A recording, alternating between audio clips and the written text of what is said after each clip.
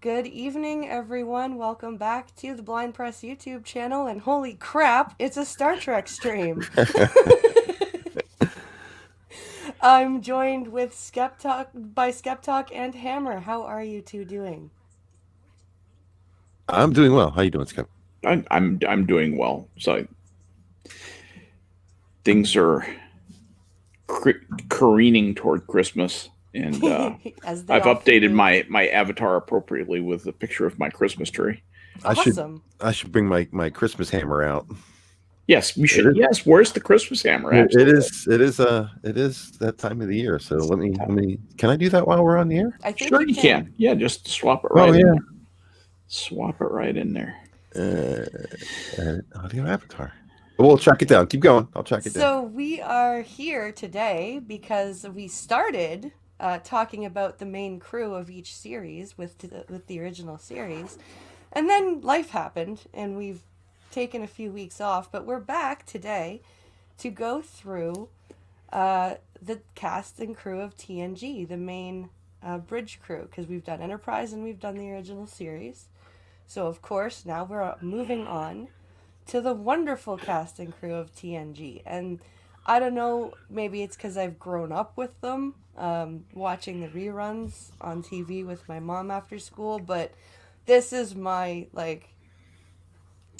favorite cast because it's just what I know, right? It's what I've grown up with. It's this and Voyager is the cast I really, really know and love. So Now, Voyager's the one with the lady captain. Voyager is the one with the lady captain, yes.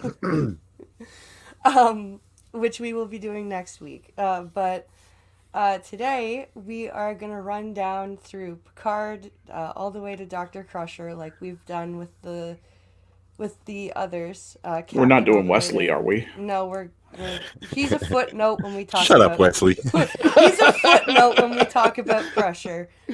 Acting ensigns don't count. He only got his actual Good. bars at the end of season 3, so fuck him. Truly. Wow. No, I'm there. No, Irritating. it really pissed me off. Just a tangent, but it really pissed me off when the whole bridge crew couldn't figure out that Lore swapped places with Data, but the frickin' 15-year-old acting ensign saw right through it. That really pissed me off. He Anyway, saved the day way too many times. he did. He Yeah. really did. That's just too big an ask from their audience. It really, truly Yeah. is. But let's start off really quick by saying hello to Chats, hello to Functional, who says buttocks, as he would. Maniac Man, hello. Lord Famine, hello. Keeverdam, hello. Eric Kai says it's hammer time. W.R. Costin, hello. And lots of W.R. Costins. The Lady Captain, Functional says, the Lady Captain and Genocidal Maniac.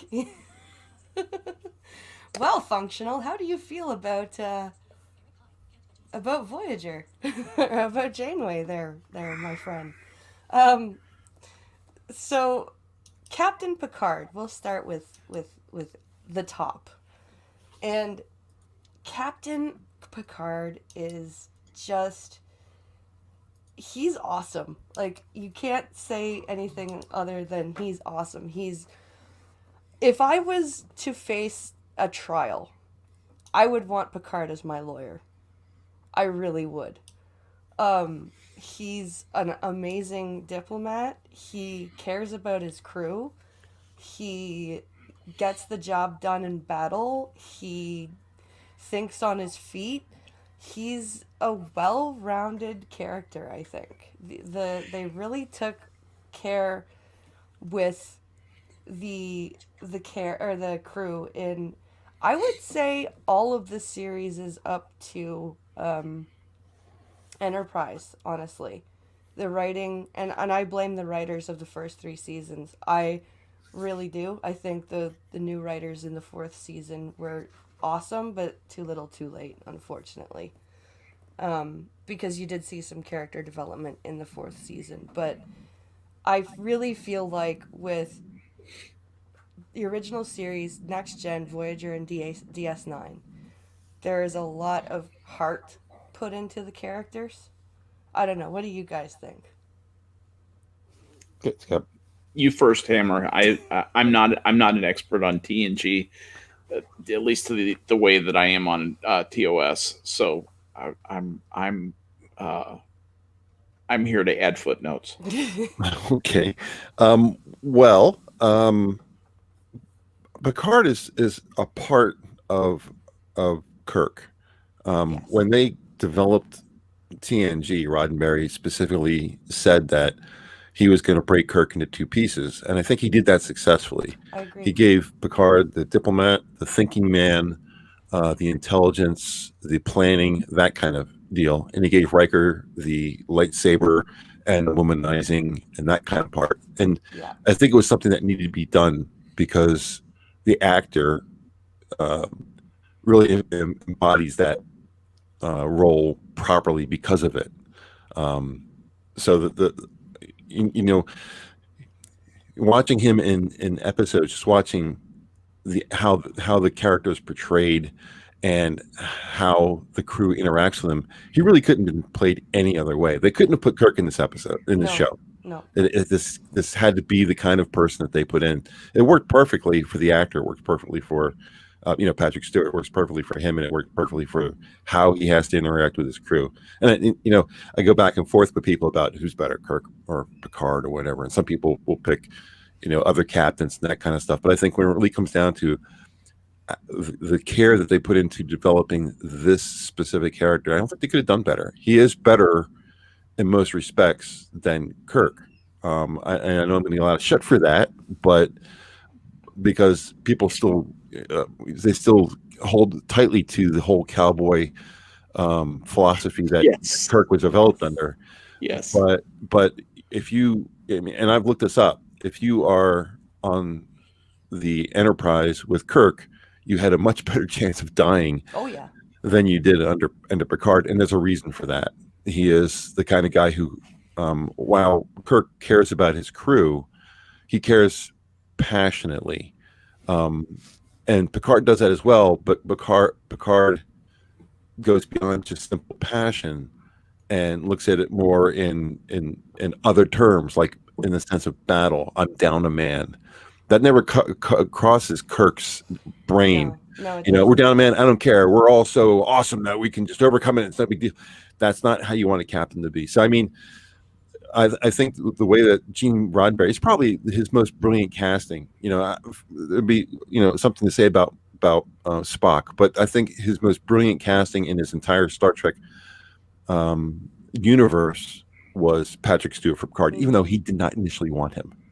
Really? That Yeah. I didn't know. I didn't know he initially didn't want Patrick Stewart.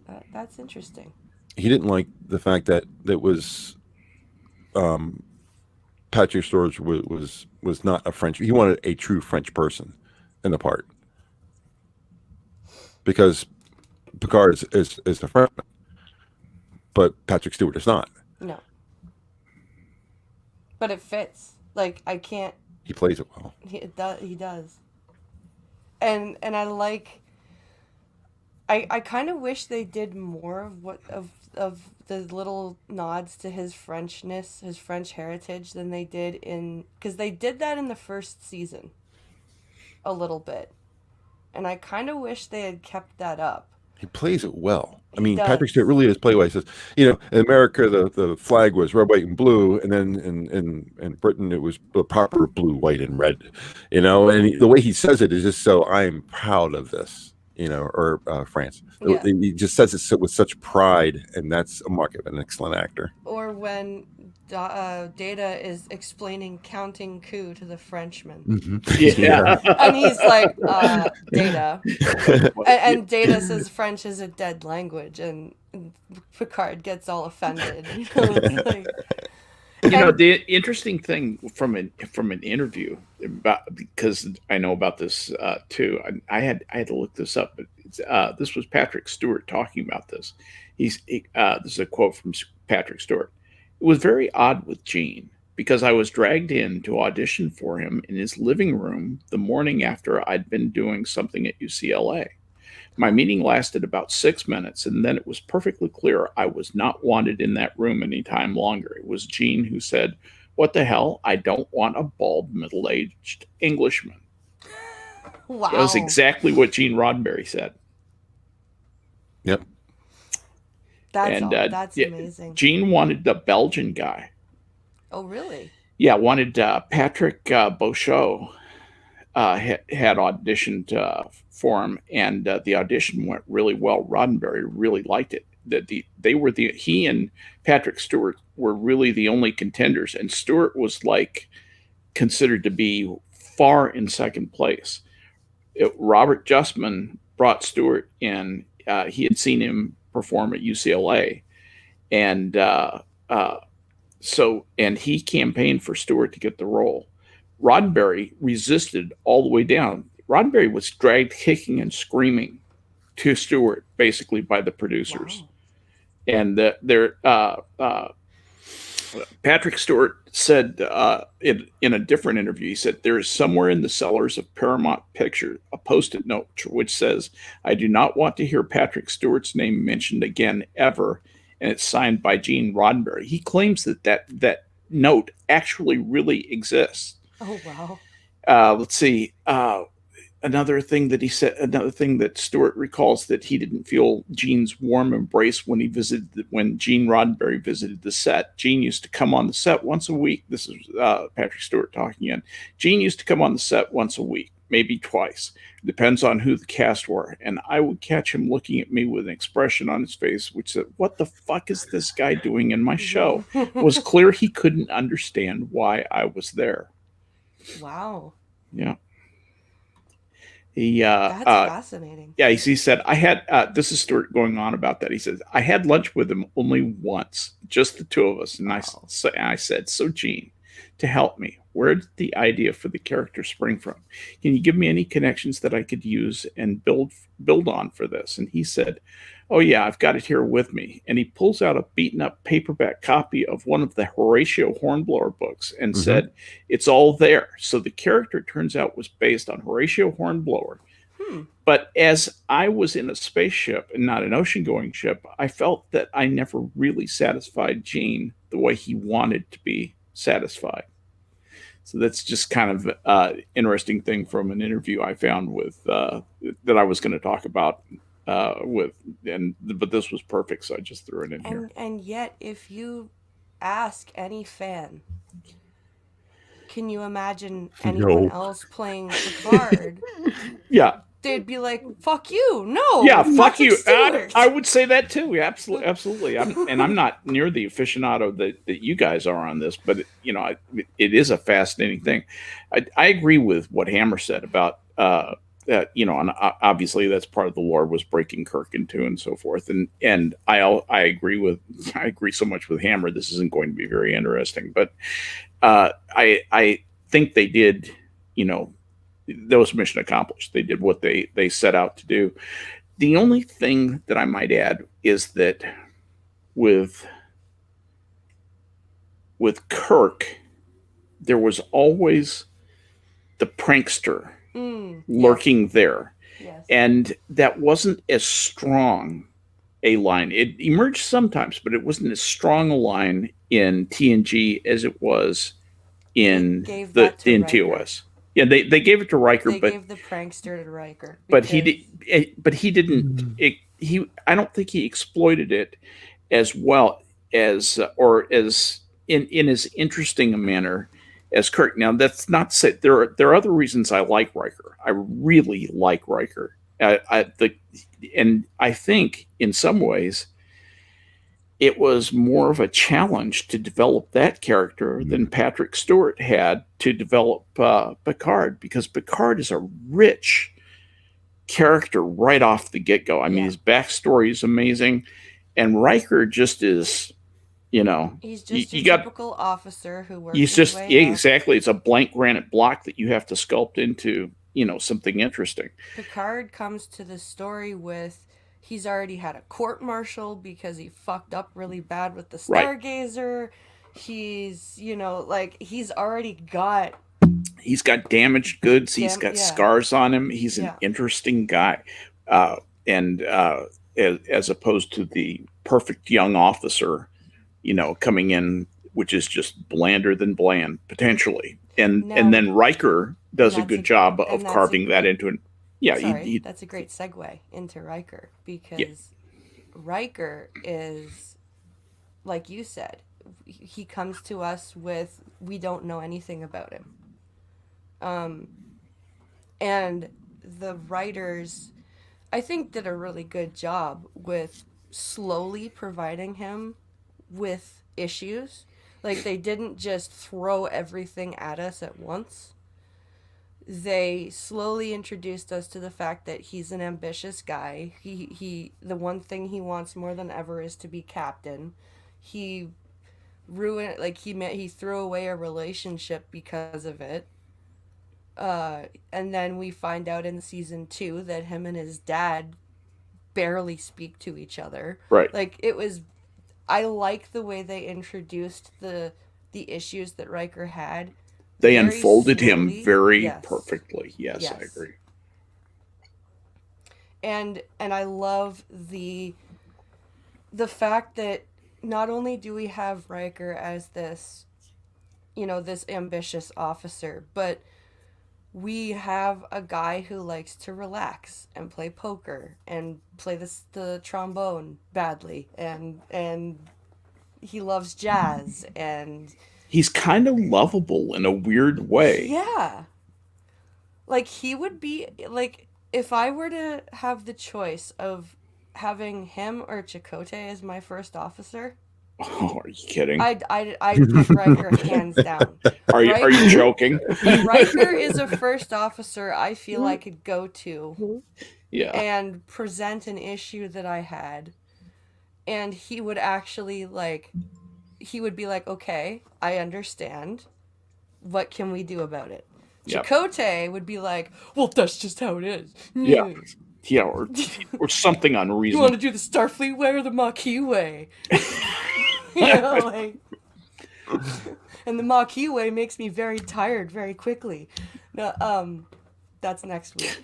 Yeah. Kind of dancing around a point here, though, is that if you're a member of the crew, your choice is going to be to go to Riker by choice, not by requirement, for something that should be going to the captain. You're going to go to Riker and know that if you go to Riker, it'll get addressed properly, and Riker will fight for you if it's something that makes sense. But I think what defines Riker more than anything else is his interactions with the crew. He has a bond with everybody in the crew that you don't necessarily see with Picard.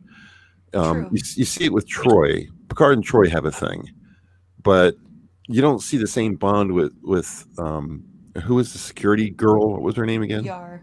Yeah, you don't see the link between Yar and Picard that you do see between Yar and Riker. Yeah. There is a certain something between those two. They're both warriors kind of deal. Maybe, I'm not sure exactly what it is, but they kind of look and react to each other a lot differently. And he has that with everybody. There's something about the way he talks to these people that is different from everybody else, especially Data. I mean, when he first meets Data in the holodeck, he says to Data before he walks out, he says, "You're going to be a very interesting person to know," or something along that lines. Yeah. And in my head, the first thing I thought is, no, you're going to be a very interesting person to know. Right. Well, The fact that the first thing he says to Data, because Data goes, Pinocchio. marvelous, how easily humans do that, right? Because Yeah. he finishes the Pop Goes the Weasel song with the whistle. And yeah, and the very, because he's asking Data, he's almost grilling Data about his attitude towards humans, because at first he feels like Data feels that he is superior to humans, and Data goes, "Well, I am superior, sir, in many ways, but I would gladly give it up if I could be human." And all Riker goes is, "Nice to meet you, Pinocchio," and you go, "Oh, you're gonna," because he's the bridge, and he was written very well as the bridge between the crew and the captain, which is exactly what a first officer should be. Yep. The first officer should be your liaison to your captain. and you should be able to like talk to your first officer and go to your first officer if you need to. This is And only a series that does that. You yeah, didn't have it with Kirk. You didn't have it with Voyager or Enterprise or DS9. None of them. It's only on this show that you get that. yeah, it's true because nobody really goes to Spock. Is anybody going to go to Kira? No one's Really? gonna go to Nobody's going to go to Kira. Kira. And nobody wants to go to unless it's B'Elanna. Nobody wants to go talk to Chakotay. You know, like Yeah. and even B'Elanna, you know, snarks at Chakotay like quite often. So like this was the only series really where you had that well written bridge between crew and captain. That's an interesting thing about Riker is that he is portrayed as an executive officer, but he didn't really, that I admit I have an idea of what an executive officer should be because I served under several.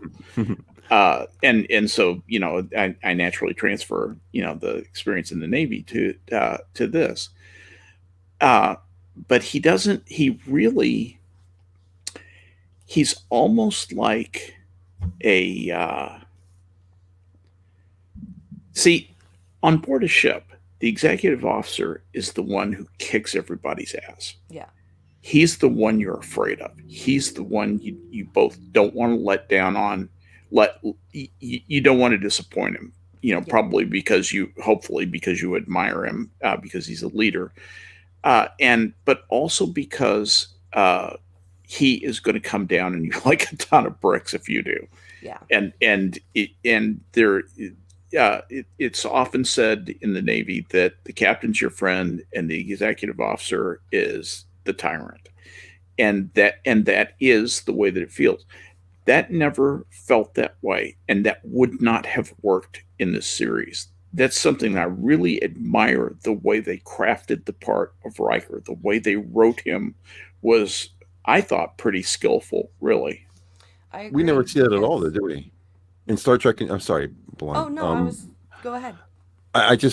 We never see that in Star Trek. We never see the tyrannical first officer in any of the shows. I can't think of it. I can't. Isn't that weird? Yeah, and that the thing is, aboard whether it's a Navy ship or a starship, there's a lot of complicated things that depend on getting done on time, and that inevitably causes stress between the little subsystems, the departments that have to get stuff done, because everybody has different things that compete for their time and cause them stress that they have to get done. And the person who resolves all of those stresses ultimately is not the captain. It's the executive officer. Yeah. If my men had a problem, if they would bring it to their leading petty officer. If he had a problem, he'd bring it to my chief. If the chief had a problem he couldn't solve, he'd bring it to me. If I can't solve that problem, I take it to my department head. If my department head can't solve that problem, it's a big fucking problem by then, and he takes it to the executive officer. So that's all the executive officer gets all day long. Yeah. Are those kinds of problems, and it turns them into a certain type of person. You'll find in the Navy that almost every executive officer aboard a ship, it's only ever a 2-year tour of duty. The reason is it burns you out.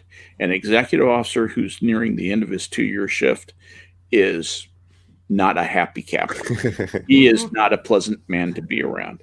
When I reported aboard the Kansas City, my first Lieutenant Commander Lazarchik was 6 months away from rotation, and he was a crispy critter by the time I got there. He didn't want to see me. He didn't want to, just pay the fucking crew and stay out of my way, asshole. Yeah, do your job and shut up. Welcome the fuck aboard. Get to work. Yeah. And it really, guys, it really was like that. It truly was. And you never get a sense of, like you said, you never get a sense of that.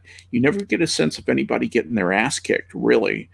People say, well, I'm going to be in trouble, or somebody's breathing down my neck, and that's all you hear. Somebody's breathing down my neck. Jesus, on board a real ship, everybody's always breathing down your neck all the fucking time, and you're frantic. You work literal 20-hour days. You literally, there are many times when officers have to get told to go take a shower or get assigned. You get assigned to your rack. That's what they call it, meaning you are required to go get some sleep because you're starting to talk crazy. You're starting to scream at people, and you work on the people don't realize what it is to work hard and under stress. I mean, I've had many jobs. I've had many jobs where I've worked hard, lots of hours. I've never worked under as much stress for as many hours as I did when I was aboard ship. And you don't There's see nothing that like on being the in the fleet. Enterprise. Everybody's on a 3-watch rotation on the Enterprise. Everybody gets relieved at exactly the right time. Yeah, nobody's ever late for showing up for a watch. Then they go to bed or go to 10 forward or go to the holodeck, and they get to hang out. People a little more responsible in the future, I guess. But I guess. But you have to understand that Riker not only does not act like that guy, but he rails against that guy. Look at what happens with Jellicoe. Yeah. Right. See. Excellent counterexample. Yeah. Exactly. He even goes to Picard before Picard leaves and goes, "Can you talk to him, please?" But so I think that's where I think we've covered Riker and Picard pretty well. Let's move on to Mr. Data, who between him and Jordy are my favorite characters on this show. Data is my favorite character by far. Data is he's just amazingly written.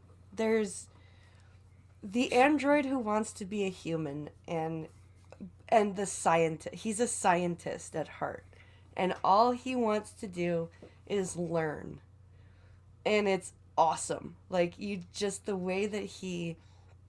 And Brent Spiner did another great actor who didn't even want it. This one I knew. He didn't even want to be Data. His agent was like, oh, it'll just be 1 season. It's not going to last. Just do the part. Right? And Brent's like, oh, okay, fine.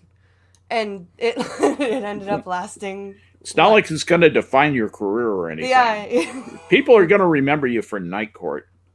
Or the Independence Day guy, the crazy dude in Independence Day. Right. Yeah, They're going to remember you for that, not this. You know. No. Meanwhile, you watch Independence Day and you go, "Oh, Data's there." God, great thing is Brent Spiner really does enjoy the attention of that role. He's not one of those people who gets like Leonard Nimoy, where I'm not Spock. Yeah. No, every time I've ever seen him talking about Star Trek, there's always a love for that role. So yeah, and he did a great job playing it. Like the curious, almost, and Picard has made this comparison as well in the show, almost childlike wonder, because he wants to know everything about everything. And the fact that they wrote an android who doesn't know everything about everything already, I like that. Think about what a perfect setup in a lot of ways this was. Who watches TNG? An audience of very intellectually curious people. These are people with real intellectual curiosity. These are people who keep up with developments at NASA, who are amateur astronomers, who look outward to the cosmos anyway, just from here on Earth, and have a fascination with that. And so you write an android who is fascinated with, first of all, science, and secondly, with the idea of becoming more human. Who are these humans? And that's expressed through his intellectual curiosity. There's a great deal for the audience, us, to identify with, and we do and did. That's really why he's my favorite character. Do you think Data was written to embody us as the audience? I don't know if he was written that way on purpose, but that's what ended up happening to me to an extent. I've never considered that before. That's an interesting point. Because he's always the one on the bridge to be like, to make this this discovery. Oh, Captain, this is an unusual composition of the atmosphere in this planet. We should check it out. Or, oh, Captain, there's this time paradox that we need to figure out. Like, he's always the one who's discovering and trying to figure out why. Or if he hasn't discovered the problem of the episode, he's a big hand in the resolution of the problem. And I think that's a really cool way of bringing the audience into the show through one of the characters. All You Need makes a good point in chat. He says Data is the Tin Man from the Wizard of Oz. Yep. And that's to some extent that's very true. Yeah. Yeah. He is the person without a heart. Yet, he's pointed out several times that isn't it funny how Data was the one to teach us about our humanity? Yeah. It's ironic and somehow absolutely perfect. What does Q call him? Professor of the Humanities. Yeah. The thing about Data is I have a lot of respect for Brent Spiner. I think he's a fantastic actor, really fantastic actor. Yeah. The work he did in Masks was just, oh my God. Yeah, he should have won an award for that. He really should have. But he's not my favorite character in the show. Really, it's still going to be Picard, and my second most favorite character probably be Worf. It wouldn't be Data. Data come in third for me. Yeah, Worf is my second favorite character, and then probably Picard. And that's mostly his ethos, but the acting is and the part is great too. But that whole he's a Klingon, dun dun dun dun dun dun. You hear it every time he walks in the room.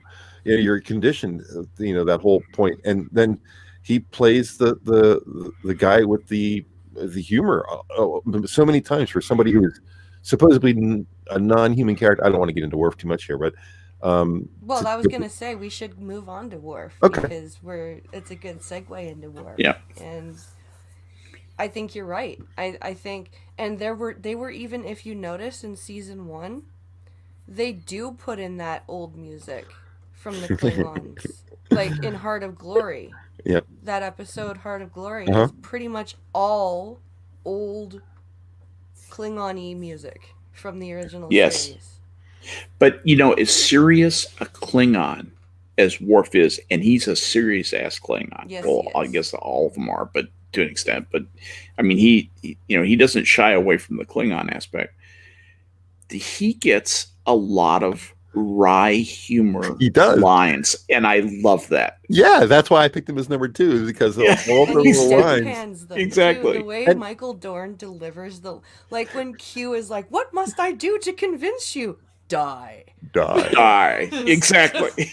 And could his voice be any deeper in that when he says it? Yeah. It's like almost so low you can't even hear it. You feel it more than you hear it. Yeah, you do. Right. My voice doesn't even go that low. Yeah. Or in Cupid, "Sir, I must protest. I am not a merry man." Or even when he doesn't want to be, even if it's not written to be funny, just the way he says things.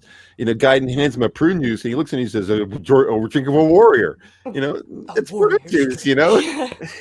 Or in that Phantasms episode in Data's dream, "It is a cellular peptide mint frosting. Would you like a bite?" He really does have a lot of humor. Oh my God, it's just so funny. Worf, and the way Michael Dorn is so deadpan when he delivers it, it works. Yeah, if Michael Dorn were laughing or if he were emoting, he never spoils his line by laughing into the line. Never. He really is. He has great control. I could never deliver some of the lines that come out of his mouth and not giggle like an imbecile. He's an intentionally funny guy in real life too. I mean, is he really? Oh yeah, he's very much the comedian in real life. So I can understand why that kind of pokes into his portrayal from time to time, because it's built into him himself. There's an outtake where he intentionally screwed up the outtake, but it was hilarious. It was Picard talking about how boys never that nobody in the crew ever built Oh, ships right. and bottles. Yes. And Data says, "I was never a boy," and Worf says, "I never played with boys," or something like I that. never played with toys. But he says it in the outtake, I never played with boys. Yeah, That's funny. and everyone stops and laughs. But that was not on purpose. That wasn't an accident. That's another great scene that I like. And O'Brien, what a kiss ass. I did, sir. I built chips and bottles. Thank you, Mr. O'Brien. Great fun was the words he used. Great Yeah. fun. Like, no, it wasn't. It's tedious. What's wrong with you? But yeah, that's the great part about Worf is that he's written with a backstory of we're ruthless killers. We're going to kill everybody, but he comes up with these fantastic sentences that are just so humorous. That I mean, the look on his face when Troy tells him that they're married. Oh yeah.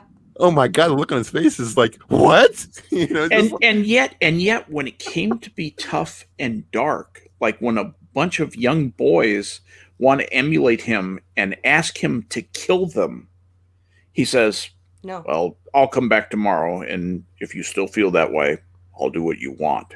Yeah. And you just go, holy shit, he is a Klingon. Or the the standout performance for me from Worf was in the episode Night Terrors, when he succumbs to the fear and the paranoia that happens when you haven't been sleeping, and he tries to kill himself, and he says, "I feel fear, and something is coming, and I'm not strong enough to fight it." And that was just, I get goosebumps every time I watch that. It's very sobering.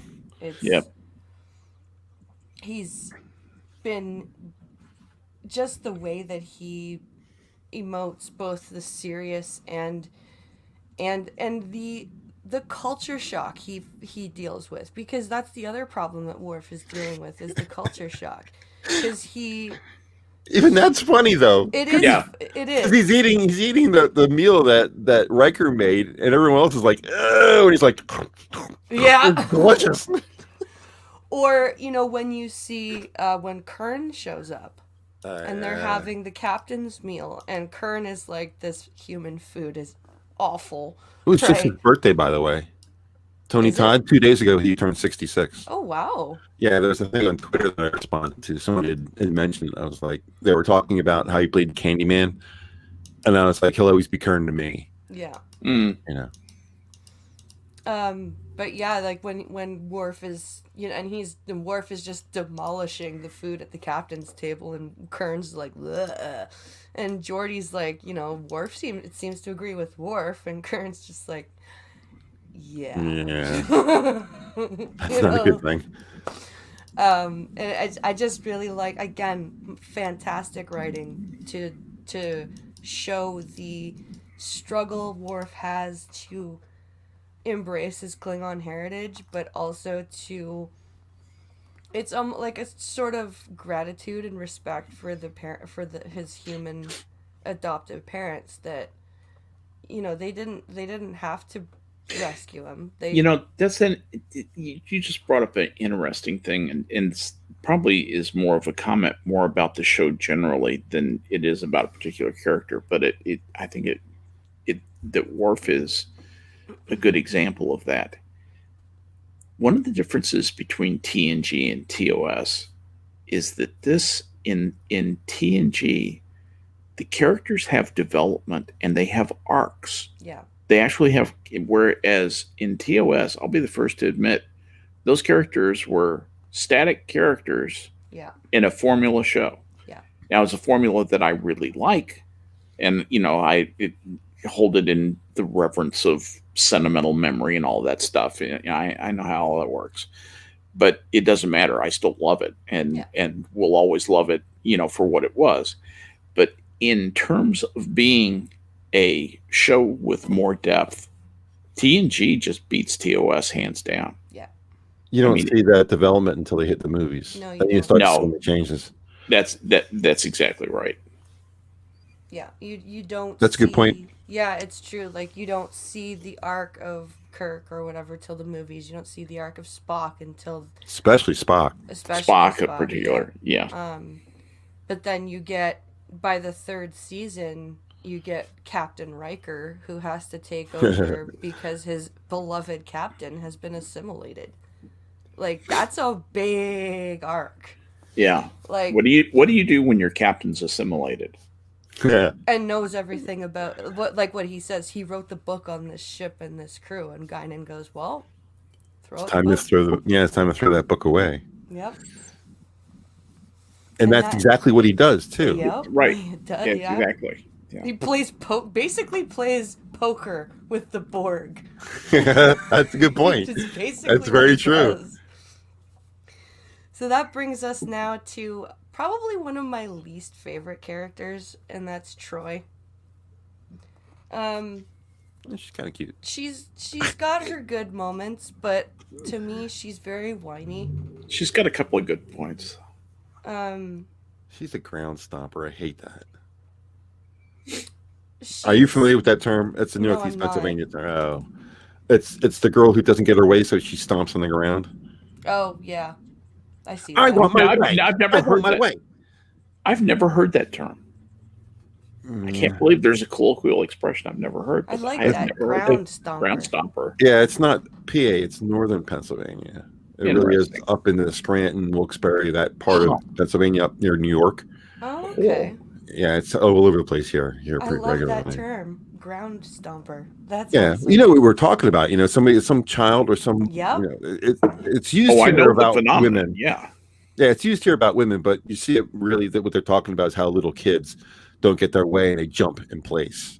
I want my father. Right, there you go. Now. Exactly. That's a ground stomp. That's exactly right. That's a lot of what she is. I mean, she does have a heart. You know, she's written to have a heart, and she's not a bad actress. No. And but yeah, that whole perspective of hers. That's why I like Yar better. You than like Troy. Yar better than Troy? I like Yar a lot better than Troy. They wrote her for shit. They did write. They wrote her awful, but as far as the potential for the characters, Troy's disposable. She doesn't have to be there. I agree with you. I agree. She's ornamental. I didn't like there were very, very few Troy episodes that I liked. I think I could name 3. Yep. And most of them are not because of her. Yeah, I was going to say, were they because of her that you liked them? No. Is there any episode that you think she saved or really did a job that you just go, man, that was fantastic. She was amazing. Maybe Disaster or Faces. Faces. Or Face of the Enemy is what it's called. Face the Enemy. I call it Face. The Face episode. Where she's had enough and right. And she's like, you do we're gonna do things my way, or I'm gonna go to Subcommander Taref and tell her you're a sympathizer and I'll have you ejected into space. And you're like, holy shit, dude. Who the hell is that? and that was a good episode where she had to pretend to be from the Tal Shiar, and that was a good episode. And Disaster was a good episode, but I don't think she saved it. Well, the whole dynamic between her and Ensign Rowe, how Ensign Rowe is putting pressure. We have to get out of here now, counselor. You don't have time to wait. And she turns and says, I'll move when I say we move. I didn't like that episode. I like that. I didn't like the way they wrote Rowe in that episode, because Rowe generally was not the run the fuck away person. And they wrote her for that one episode as nothing's working, let's BTFO. Let's GTFO. Yeah. Right? And that didn't fit for me. What did fit for me was Picard getting stuck with the kids. That was a great time. That was awesome. I felt so bad for the guy because I know. he doesn't know how to handle He's got a kids. broken leg and he's got to deal with 3 under 6 children. Did a pretty good job though. Yeah. Am I being unfair to her when I say that the this is an example of the time when Marina Sirtis just irritated me. I think it was called A Fistful of Datas. That was an awesomely funny episode. It was, but she wasn't funny. No, she wasn't. And she didn't smoke the cigar right. No. She didn't, What, she didn't hold it like a cigar? She didn't embody the character. I think that's what you're trying to say. Exactly. I just didn't, to me it was, oh, that's Marina Sirtis, playing a cowboy with a cigar in her mouth. There is one episode that I forgot. Didn't seem natural. That she was awesome in. That I really liked her in. It was Dark Page. Oh, man. She might have done well in that episode, but it's probably my worst episode. That episode is hard to watch. As a mom, I just can't watch that episode anymore. Mm-hmm. I really can't. What was the one with the one something circles? What was that? That was Night Terrors. Night Terrors, and that was back to back with those 2 shows. They were broadcast one after the other.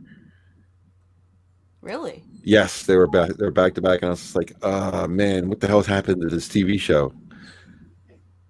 I had a hard time with that.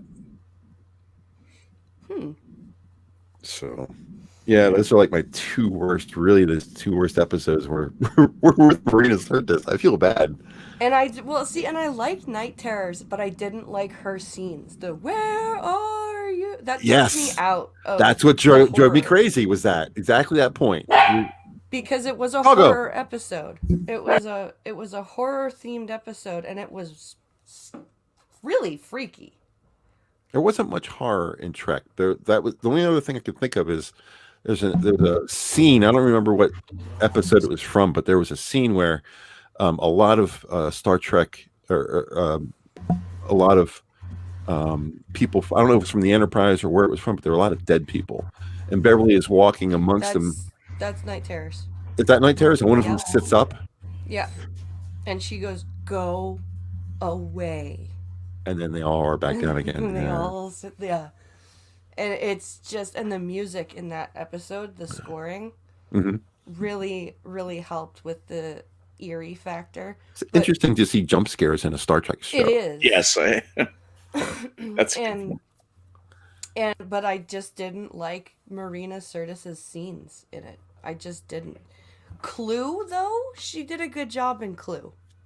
What do you think about The Loss? Yeah. The Loss, if I was Beverly, I would have bitch slapped her. Yeah. just stop fucking emoting, dude. There was a really weird expression on Beverly Crusher's face too. I couldn't. She had this look on her face that I can't explain. You'd have to go back and look at the episode after Troy ground stomps and walks out. I would be coming up instead of lying on her, treating bumps and scrapes and she's ground stomping when she's saying that. You can see her bouncing literally. Yeah. And then she spins on her heel and she walks out, and then they kind of show Beverly's face from the side. Yeah.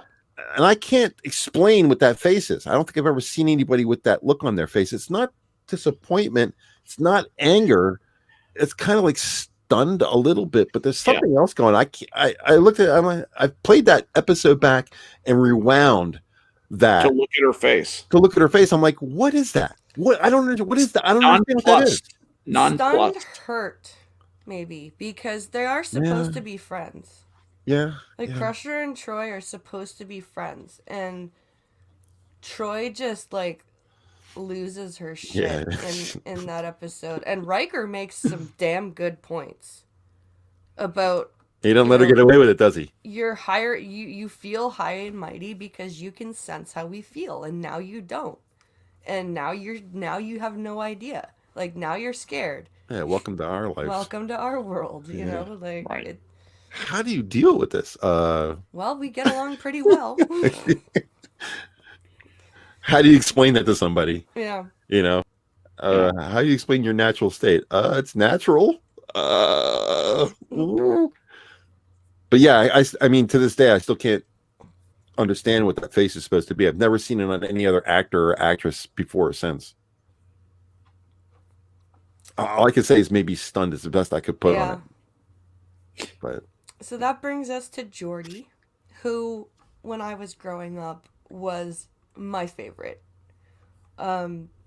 Just because he spoke to me as being a blind chief engineer, and they didn't. The reason I loved him as a kid was they didn't focus on it. They didn't beat it into our heads every single chance they got. Jordy's blind. Jordy's blind. Jordy's blind. Jordy's blind. Yeah. Like, we knew Jordy was blind, but it wasn't like his main thing, right? He's an engineer. He loves starships. He plays Sherlock Holmes with Data on the holodeck. He helps Data. He helps Data paint. He has things that he's interested in, and they don't focus on his blindness other than to be like, yeah, he's got a cool visor. Well, it's kind of a bait and switch. He's portrayed as being a blind person, but with his visor, he's not really blind anymore. No, he's a blind person who can see. Yeah, it's kind of a cheat, really. Yeah, it is. I mean, but if he takes his visor off, then I he's like the blind. episodes where his visor either fails or is stolen, or like, and I like that they wrote it in that it gives him headaches. I like that it was a solution to his blindness, but it still causes him pay a some price. discomfort. Yeah, it was yeah. imperfect. It's not a perfect solution. Right. I like that. It's something I never really found do. out later in the movies when he no longer has a visor. He just has replacement eyes. Mm-hmm. I wonder if that point, if he's still in pain or not. We never find out. I wonder if he went to Pulaski and took her up on the offer. She was the one who offered. You're right. Yeah. And I really liked that that moment, the writing, because it would have been easy for the writers to be like, to have Jordy go, oh yes, I would love that, but instead they wrote him going, I don't know, right? And that's probably what a blind person would say. If somebody went up to me and said, I can give you eyes tomorrow, would you like them? I would go, I don't know. Wow. If somebody said, I can give you all your toes back, I would say, yes, please, thank you. Yeah, but you had your toes for a long time. Yeah. Yeah. You were used to your toes.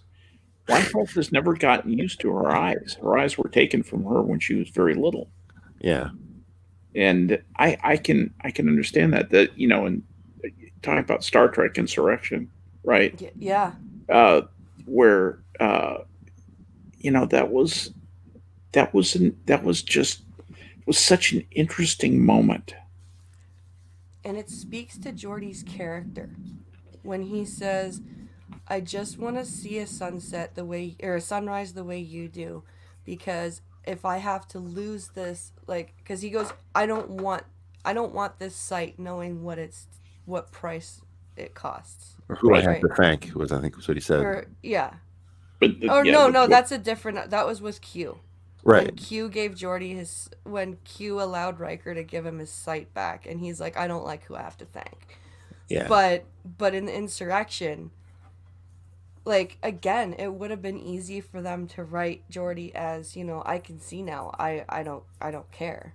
But I kind of wondered what was going on there, because why is that a temporary thing? When you heal, you're healed. You don't unheal. It never made sense to me. If he gained his eyesight back at that point, that should have been that. Even if he left the planet and left the atmosphere that gave him that restored his vision, how did he unrestore his vision? That doesn't make any sense to me. You're healed. You're healed. You don't unheal.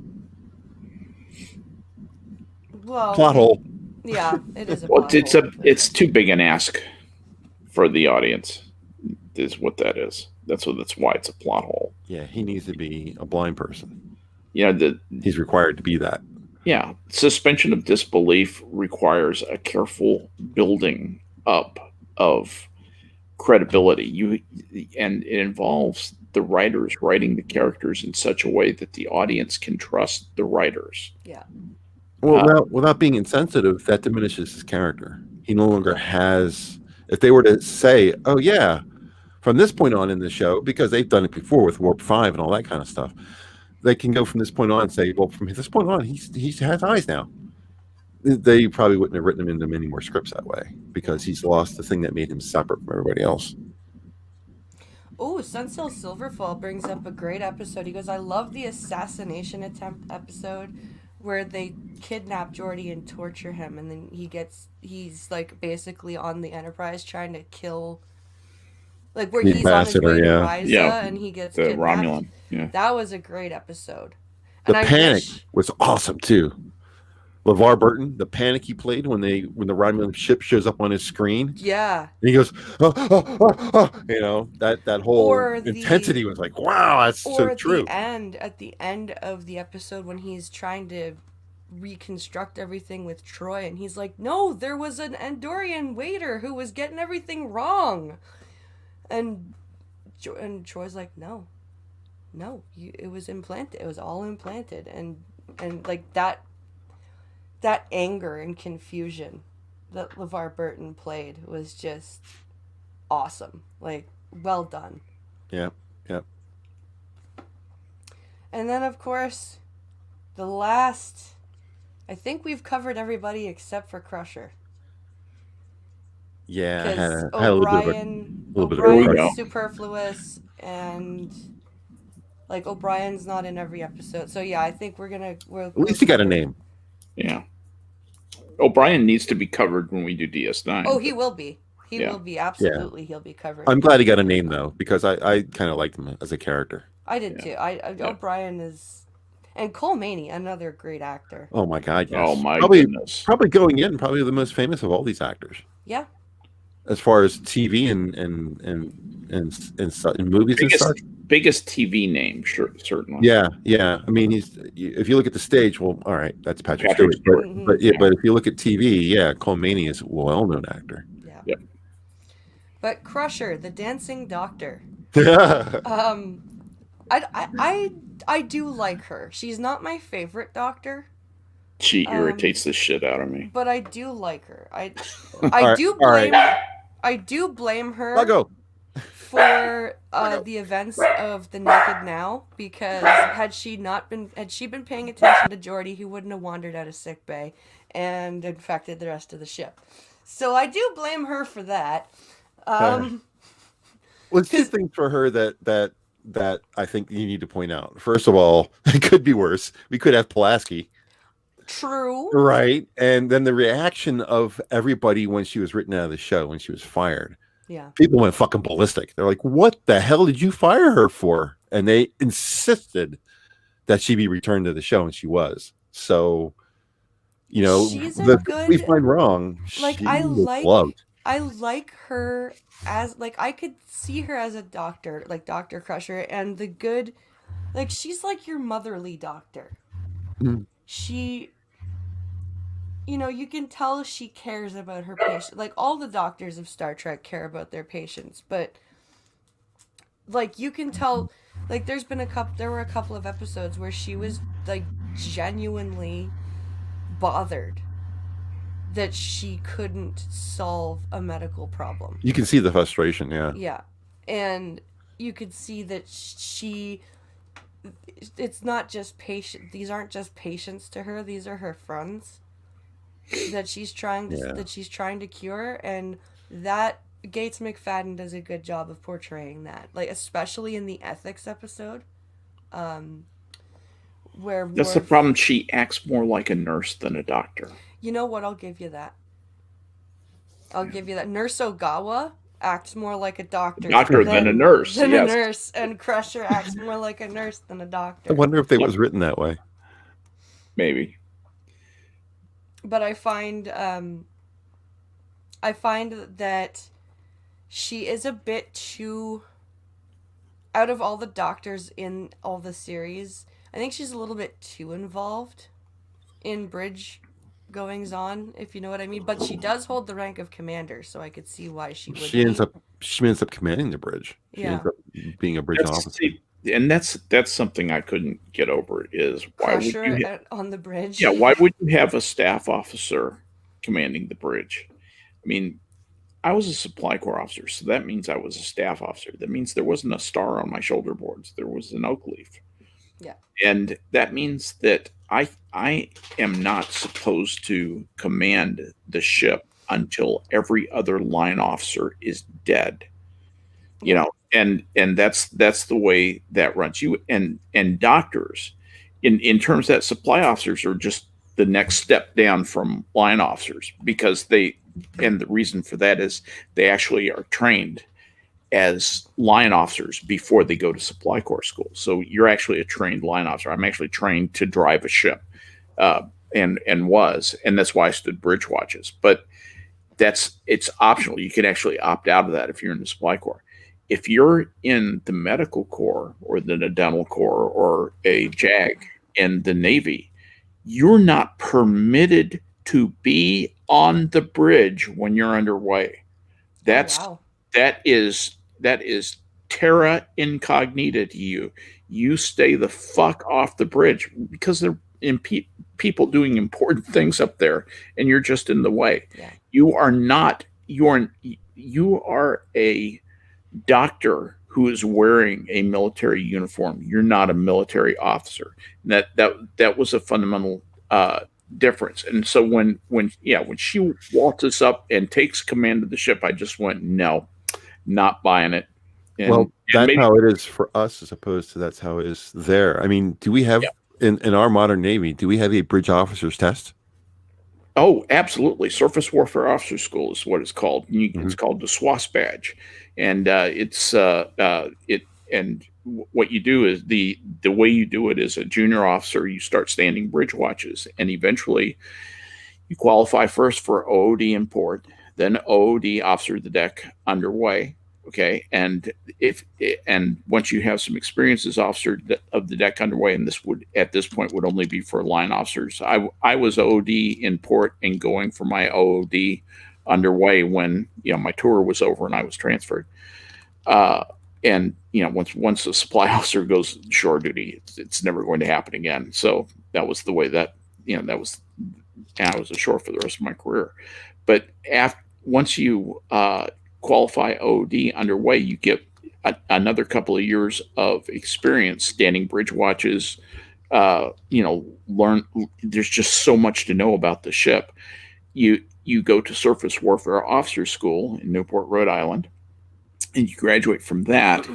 You don't get your SWAS badge. Then you go back to the fleet, and the captain of the ship, after like about 6 months after you're back, gives you an examination. It's oral and written on board, and if you pass that, you get your SWAS badge, and that's a big deal. That's as prized as the Budweiser that they give to the SEALs. That really is. Wow. That's a big fucking deal. There are very few people in the world who have that badge, and when you get that, that means you can be the master of a Navy ship. You can be the captain of the ship at that point. Then you'll go on to probably an ops boss tour, and then your first executive officer tour, and eventually maybe if you do really well as an exec, you'll get a small ship like a destroyer. So it would be more realistic for Troy to have hit commander than for Crusher to have hit commander. It would have been weird because both, Deanna Troy would have had the other oak leaf, we called it, the straight oak leaf, which is what the medical corps, where she would have a medical corps too. She would have like the equivalent of a PhD in psychology. Yeah. There are people who do that in the Navy. They are naval officers, but they are staff officers. They have never gone to officer candidate school like I do. They go through a 3-week program called Officer Indoctrination School, where, as we like to say, we teach you how to wear the uniform and how to make a snappy salute, and then we turn you loose on the world to go do your doctor thing or your lawyer thing. And that's what doctors and lawyers and dentists who go in the Navy go through. They go through a 3-week,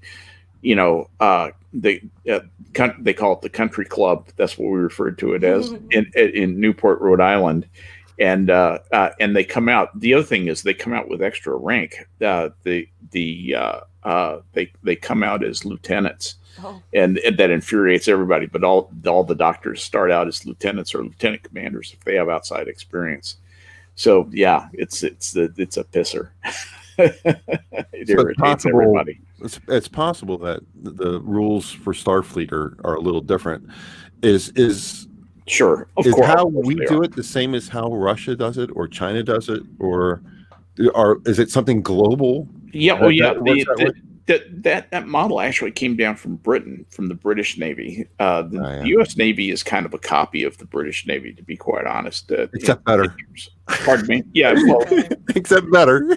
The thing of it is, the British Navy really is quite good, except for their air ops. Their air ops are really European. Sorry, but that's just the truth of it. You look and see that big ugly ramp on the 2 aircraft carriers that they have, and you realize you're amateurs, guys. That looks like a Chinese aircraft carrier, and that this is the way it is. But anyway, but yes, they have an excellent Navy, and their surface and sub ops are absolutely fabulous. And they're, if I was called before God and had to tell the truth for real, I would say they're not only just as good as the American Navy, they're exactly the same, because we do so much NATO exercises together. There's no difference really between the two. You can have a glass of cherry in the wardroom on board a British Navy ship that you can't in the United States Navy. That's about the end of it. Sunseal has a good point. He says, we don't see that in Trek. Everyone goes to the academy, just studies in different sections, except for enlisted men like Miles. Right. Yeah. Yep. Yeah. If you want to be an officer, you go to the academy and you just pick. Yeah, that's true. All of their officers go to academy. There aren't disparate sources of officers, so that's another big difference. You go to Starfleet Academy or you enlist, and you be like a chief petty officer like O'Brien. Or you think about it, they have so many worlds. You have a little bit of people think that people from India are really, really smart. People like Hammer and I encounter these guys from India, and they all come from IIT, which is India's Harvard, Stanford, UCLA rolled into one. Caltech, rolled into one. But what you're seeing is the creme de la creme of a billion-person intellect engine. Yeah. And so those people sift over to the United States, and they are the best of the best, and they have gone through an amazing set of qualifications in order to get over here. So people think, oh, Indian guys are really smart. No, it's not that they're really smart. There's a billion stupid people over in India. Really amazingly backward people. India is a shithole country, by the way. Sorry, but that's just the truth. It's nice in some places. Most of the places, it's not so nice. It's really horrifying. And but the people who come over here are amazing. Well, I think the same thing is going on in Star Trek, where you have, thousands of worlds in the Federation, right? Yeah. And they're sending the best and the brightest to the Federation Academy to become astronauts, basically, to man what is likely a fairly limited fleet. So you're going to get really, really top people, the very best of the best, by and large, in that. And I think they tend to write the show that way too, at least much more in TNG, probably than think about it, probably than any other. You hear more about the Academy in TNG, I think, than you do in Voyager or DS9, and certainly more than in TOS. Oh, that's another amazing point from Sunseal. He goes, that's another issue.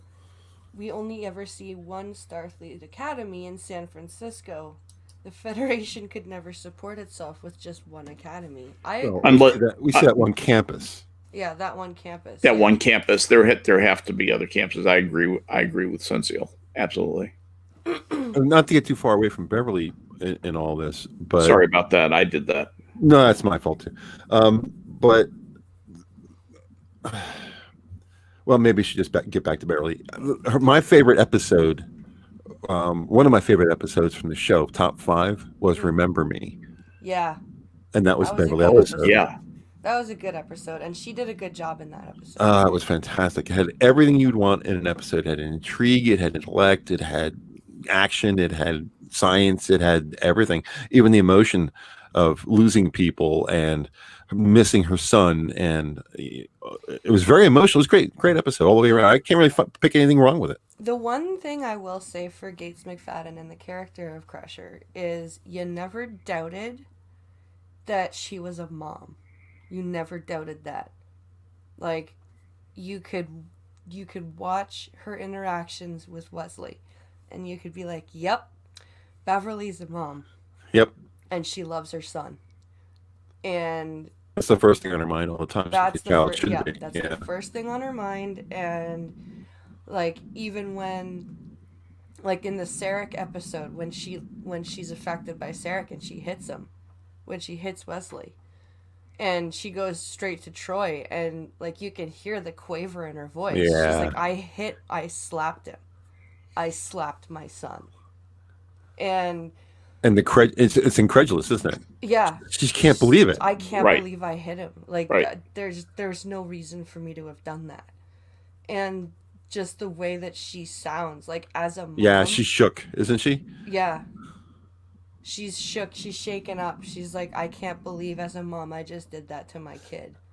Like, and I really liked Gates McFadden's portrayal of that. It And caught me too when she did it. I was like, yeah. get out, Or in the episode like Data Lore, where she's talking to Lore and she goes and she points the phaser at him. And you can hear her set it to kill. Like you can hear the little beep beep beep that all phasers make when you change the setting. And she goes, "If you take one step towards my son," and she's got the phaser pointed at him. That is exactly what a mother would do. Yeah. She's very well written. Oh yeah.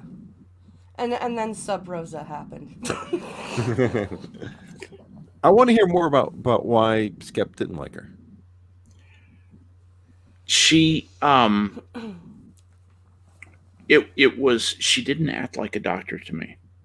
It was that thing that I was talking about. She acted more like a nurse than a doctor. She is that the writing or the acting or both? It's hard for me to tell. I think it's more writing than it was the acting. I don't necessarily pin this on Gates McFadden. I don't think, and I actually feel a little bit that way about Marina Sirtis too. She had to say the lines that they gave her. Yeah. The fact that she couldn't make a silk's purse out of a sow's ear, I thought some of the things that she was given to say were pretty, what, really? Mm-hmm. It's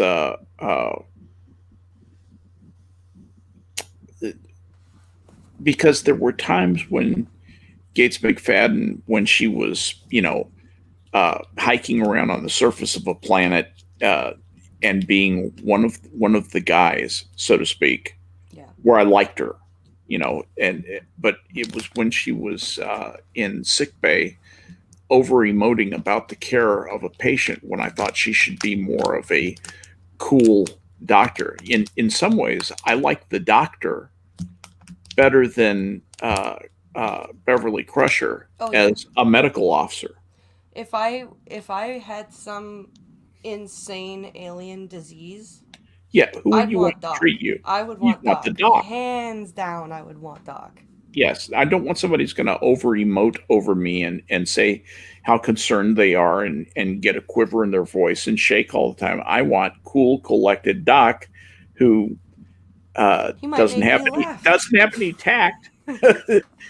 little shy on tact, but he'll get it done. Yep, and he'll get it done well too. Anyway, it's not just a slapdash. It's pretty much perfect. So anyway, but that's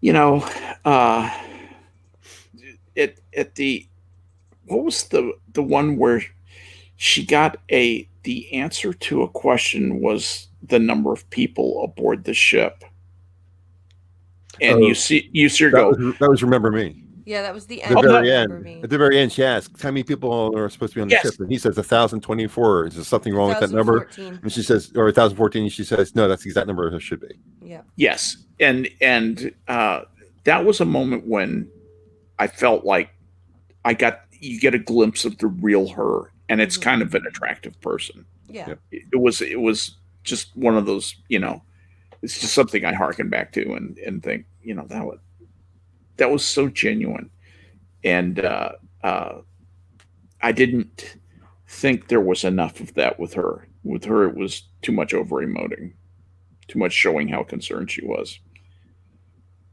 Yeah, I could Just see my that. just my take on it. Yeah. I used to call when I lived, because when I was very small, I lived in Ottawa, and we had a general practitioner there called Dr. Rice, but she had such a similar voice to Gates McFadden. I used to call her Dr. Crusher. Interesting. Yeah. But The other thing I want to mention about Crusher is, yeah, she was a redhead. Yeah.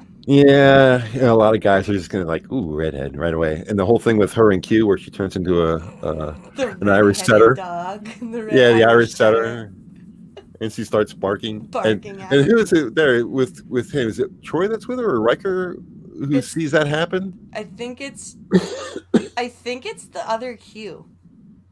The Amanda chick. I think she. Oh, right, it was Amanda. That's right. And the reaction of Amanda is to completely ignore that it happened. I don't know if I could do that. No, I don't think I could either. Stunned, but she's like, "Oh yeah, she just turned into a dog for a second, but everything's okay." It's like, what? No, if one of us saw something like that, it would literally we would stop in our tracks. Absolutely. And Amanda just walks by it like it's nothing. Yeah. Yeah. Oh yeah.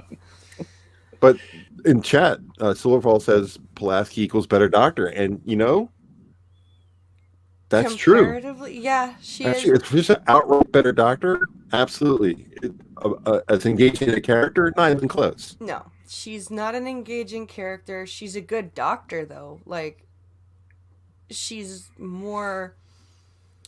I feel like she tried to be McCoy too much. Honestly, Pulaski. Yeah. Yeah. And it just didn't work.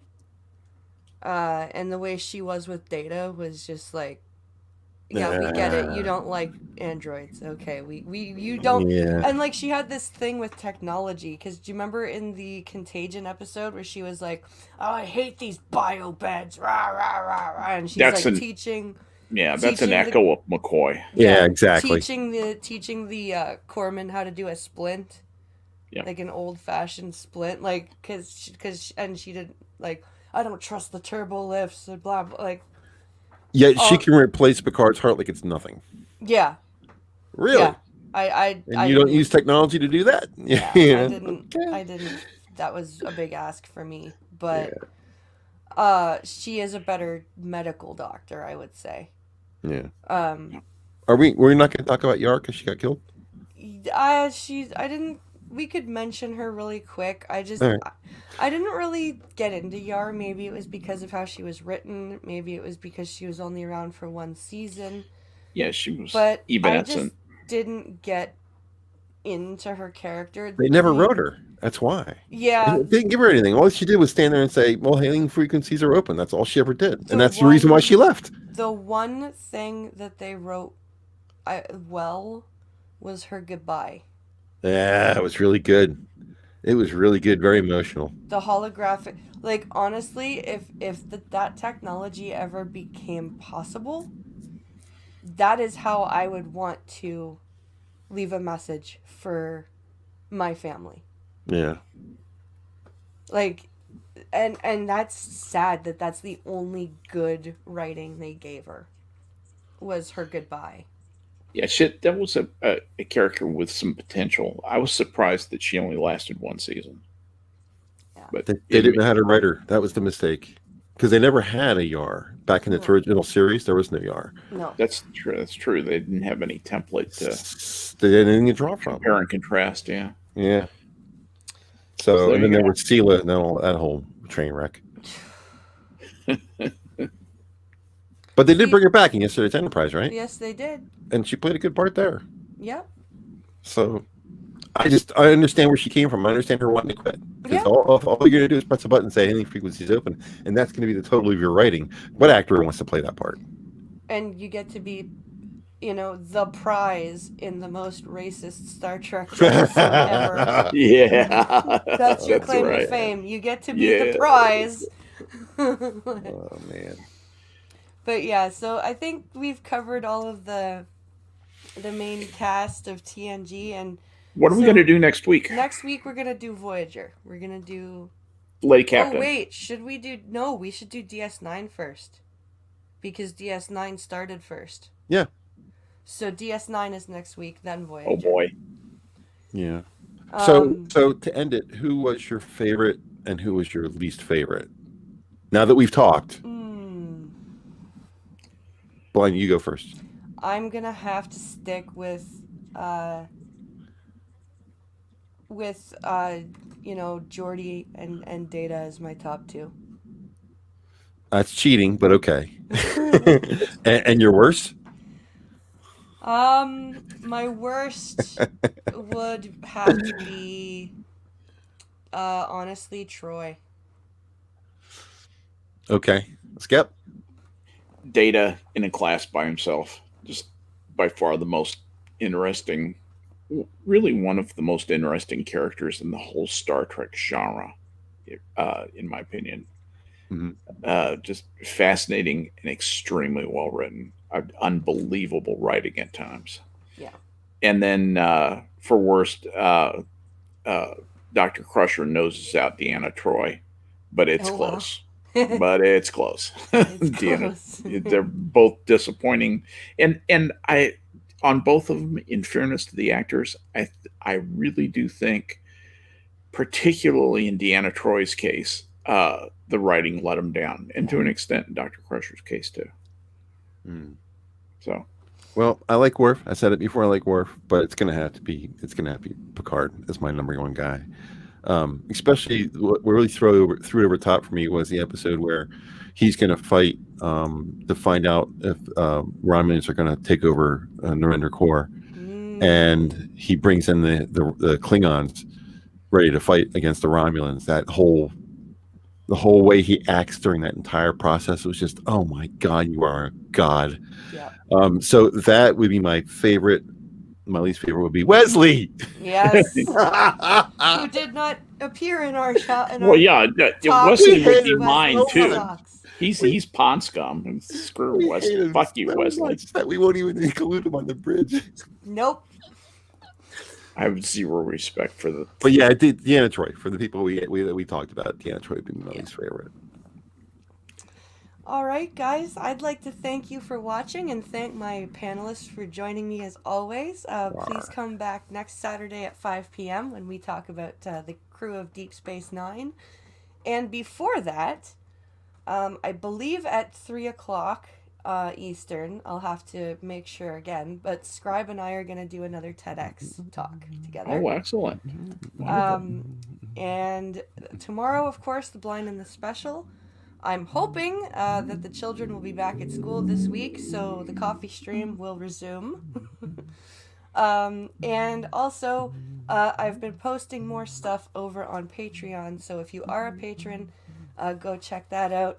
If you're not, the tiers are $1, $5, and $10. So if you would like to support the channel, you can go to Patreon or blindpress.net.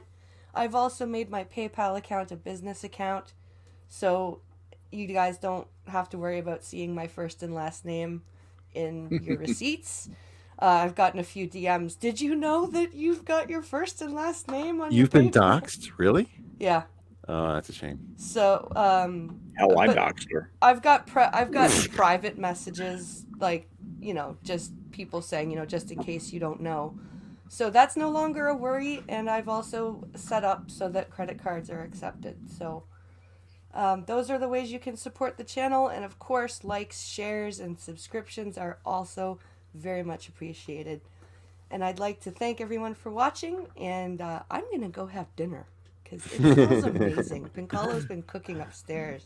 It smells awesome. I can smell it from here. All right, guys. Thanks for watching, and we'll see you next time. Bye, guys. Bye, everybody.